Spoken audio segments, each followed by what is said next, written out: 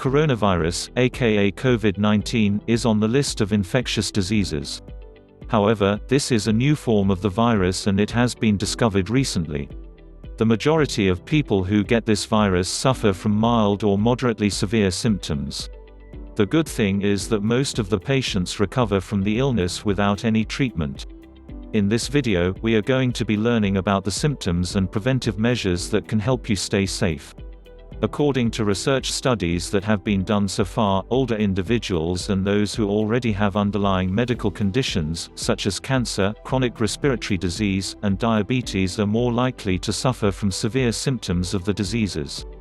As far as prevention is concerned, the best way is to be informed, which means you need to take proper precautions to avoid catching the virus. For this, you need to understand what causes the diseases and how it spreads from one person to another. The first and most important preventive measure is to wash your hands, often using a sanitizer, such as alcohol, and avoid touching your nose, hair, lips, or other parts of your face. Now, the million-dollar question is, how does this virus spread? According to the most recent research studies, the coronavirus tends to spread when an infected person sneezes or coughs. The tiny droplets of the discharge from the mouth or nose of the person enter another person's body through their nose or mouth. Therefore, it's important to follow proper respiratory etiquette.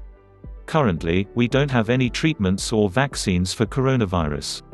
But clinical trials are still in progress in order to evaluate potential treatments and their efficacy. You can get updated information from the WHO website. Prevention. Fortunately, there are some proven ways to prevent infection and slow down the pace it spreads at.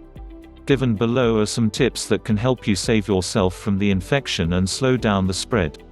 Make it a habit to wash your hands with soapy water.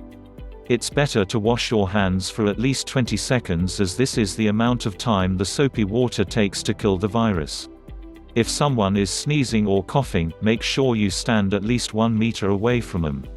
As much as possible, try to keep from touching your face. If you have to sneeze or cough, cover your nose and mouth to keep the droplets from infecting others or things in front of you. If you think that you are infected with the virus, don't get out and stay inside your room. Don't smoke or take part in activities that can cause your lungs to get weaker. Practice social distancing and don't travel unless you really have to. Symptoms. First of all, it's important to note that the coronavirus doesn't affect everyone the same way. Since COVID-19 spreads respiratory diseases, most people suffer from mild to moderate symptoms. This means most of the sufferers can recover from the illness without getting any special treatment. All they need to do is keep themselves away from everyone and practice the tips given above. However, people with underlying conditions are at a higher risk of suffering from severe symptoms. Some of them may even die from the virus.